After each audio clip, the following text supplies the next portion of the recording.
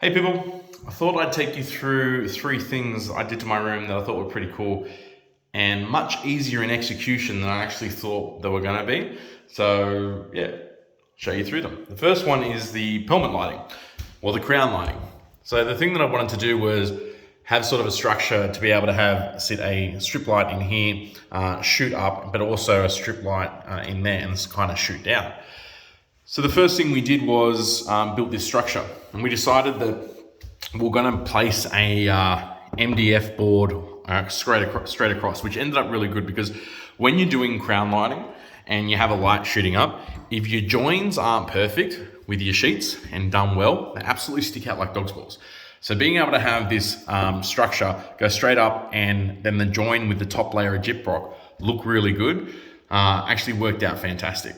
So the next thing in terms of the actual pelmet structure, all it is so table saw at a 30-degree angle, strip of MDF, and then nailed into this structure, another strip of MDF, nailed into that structure, and then you have the pelmet lighting. And in terms of getting it through these MDF boxes that I've created here, all we did was drilled a couple of holes and then placed bits of wire. So once the painting's done, attach the strip lighting, pull them through so we can get them all the way to the end.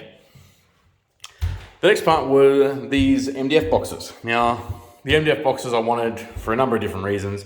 Number one, to break up the room, and then just have sort of a kind of like a visual structure for the speakers.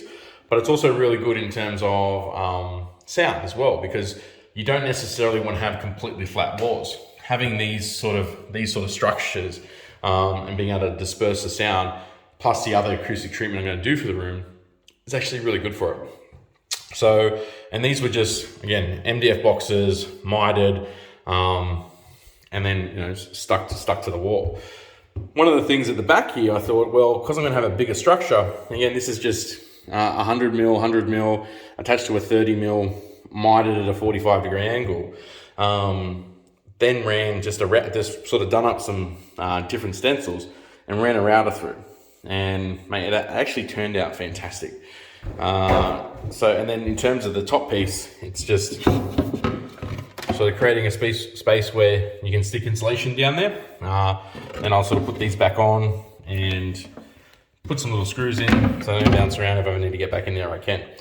But the base traps retail for around $500 or $600. So being able to just whack these in and router it yourself was much cheaper, and then I think they're gonna look really good.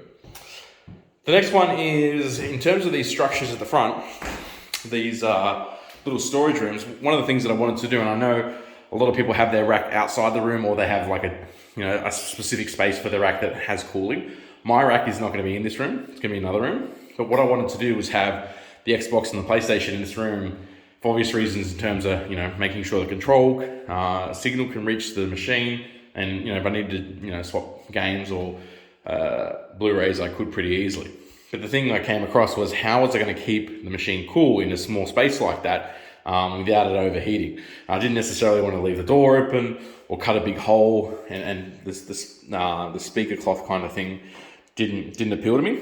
So one of the things that I did was, on Amazon, was this fan.